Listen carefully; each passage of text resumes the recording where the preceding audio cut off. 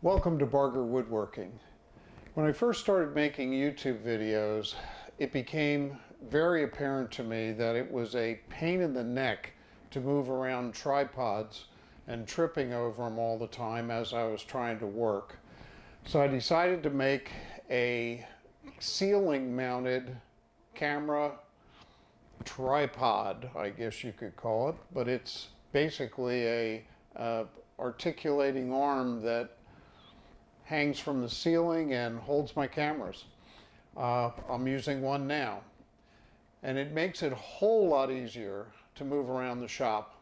Anyway, you can make it with scrap wood.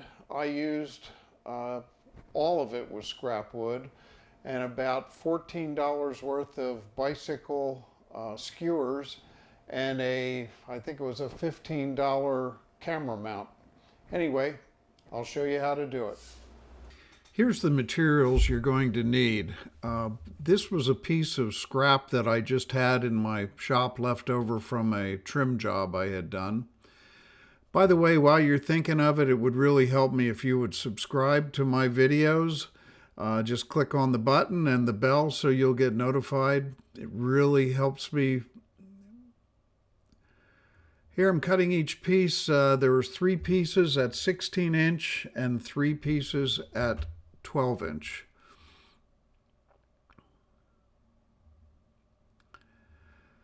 Since the pieces, most of them were cut on one side and rounded, I just rounded the other edge to make them look uniform. Obviously, you could just use I believe these were 1x3s that originally were from Lowe's. You could just leave them square and just knock the edges with a piece of sandpaper. Here I made a little jig to drill the holes in each piece so they're in the exact same spot. This is me test fitting everything to figure out how it's going to fit, and then I decided to spray paint everything white. These are the pieces of hardware you're going to need. The camera ball mount and the bicycle skewers. Every single bicycle skewer I found was the same length, and almost all of them are the same diameter metal rod. Here I was the first test fit pushing it through, and I realized it was about 3 or 4 inches too long.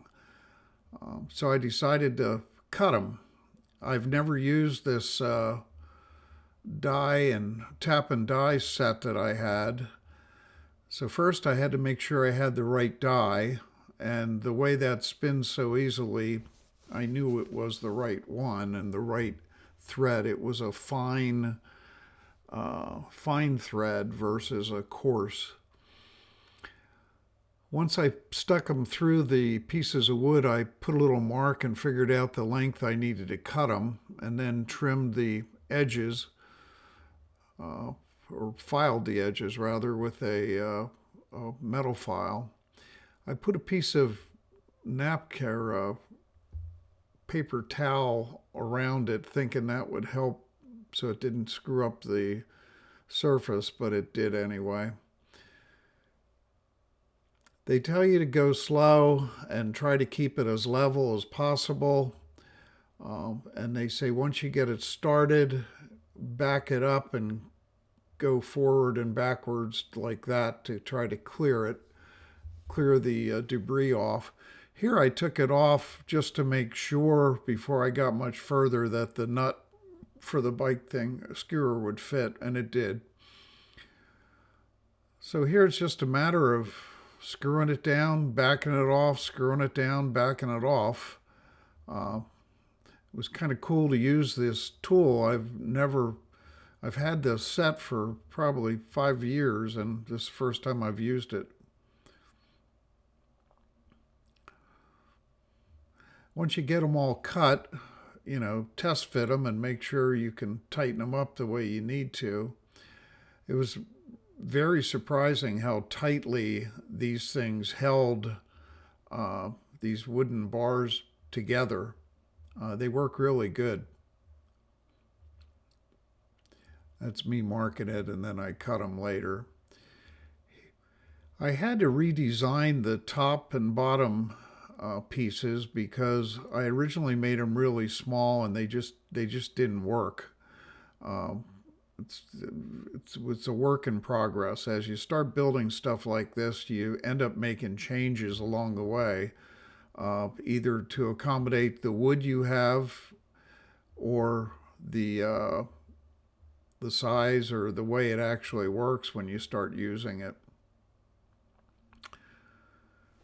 Here I had to put these together, and the easiest way was to super glue them to the surface and then screw them in. The super glue just held them in place. This is applying the super glue, and then you spray the activator and just touch it down, hold it for 2 seconds, 3 seconds, and it's done. Now it won't hold it with the slippery surface of this plywood I was using, but it held it good enough until I could get it screwed together.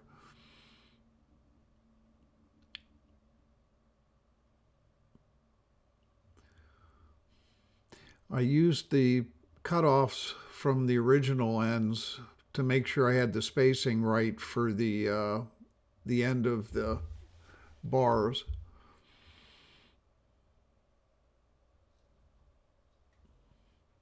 I mean, it's not an exact science. You fit it together and you make changes as you go along. Here I'm laying out where to put the bolt. This is the top swivel piece.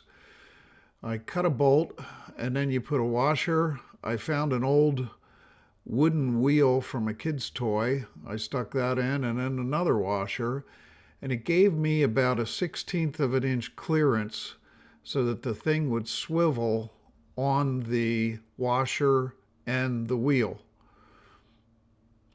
Then I put a lock washer and a nut on, tighten it down so that the lock washer wouldn't back off. Made sure it was below the surface, and bam, it's done. Here I'm adjusting my table saw blade to 45 degrees using a meter to check to make sure it was 45.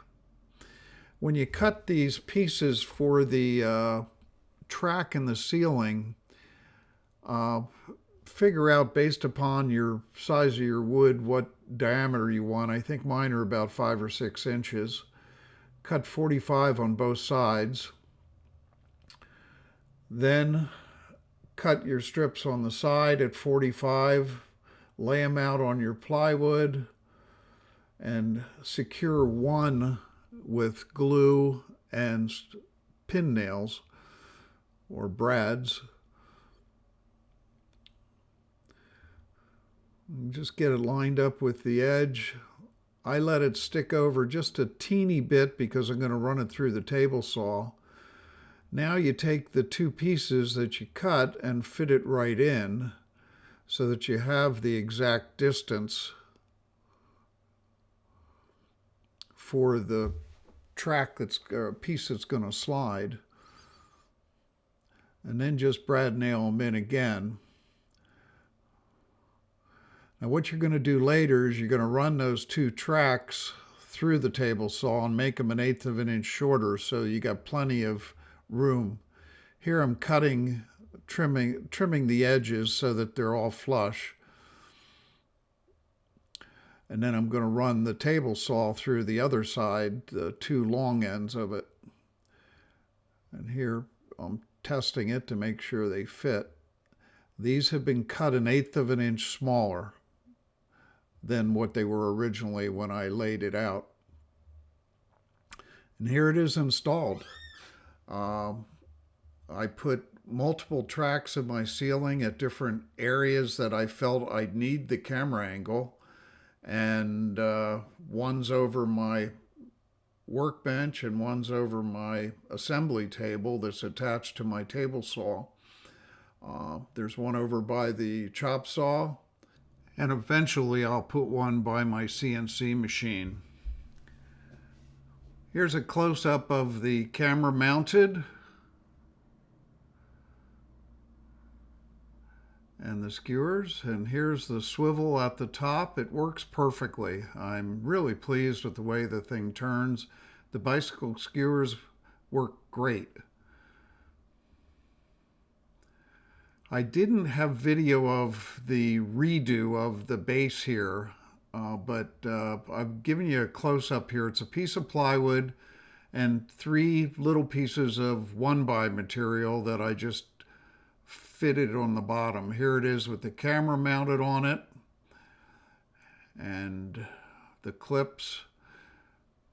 By the way, if you stuck with me this long, I sincerely appreciate it. Please hit the subscribe button. It really helps me out. Here I'll show you how the thing adjusts.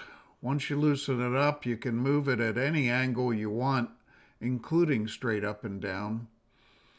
And you can swivel it around to basically any size you need. At the end of the day, I take the camera off and fold it up to the ceiling. I've got 10-foot ceiling, so it's out of the way.